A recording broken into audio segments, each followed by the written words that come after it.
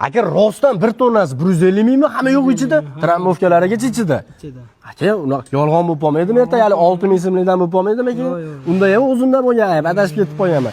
1 tonna asfaltni bosib berishlari hamma yo'q ichida 150 ming so'mdan ekan do'stlar. Telefon nomeringizni yozaman, xijolatchilik bo'lib qolmaydi, aka. Aka, sizga bitta savol. Asfaltni Asfaltning foydali tomonlari quyosh qaytgandan keyin yalangoyoq yursiz, quloqdagi so'g'laysiz chiqarib yuboradi. Bruce Lee nima erta kunda o'lib ketgan bilasizmi?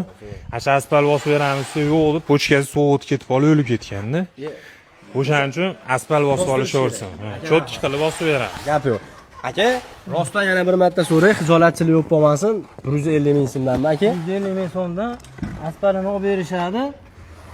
Ko'pchilik so'rayapti, asfaltni olib bersak-yu, bosib bersanlar endi. Ha, asfaltlarini olib berishadi, zasipkasini olib berishadi, o'zingiz kelib zasipkasini qilib, nolga chiqarib, trammovkasigacha qilib, urib, hamma yo'g'ini xudo xolasa, просто ishchilar bilan kelib bosib berish 150 ming so'mdan. Agar hamma yo'g'ini o'zingiz olib keling desa, necha puldan aka?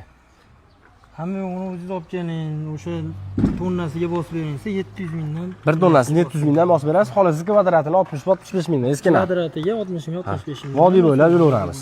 Akalar nomerni aloqaga chiqarib beraman, xudo xolasa, kimga shunaqa xizmat zarur bo'lsa, bemalol telefon qilib aloqaga chiqib, akalar bilan gaplashib olaverasiz. Asfalt bosish xizmatiga kelganmiz, hozirda Marg'ilonda bosyapmiz do'stlar.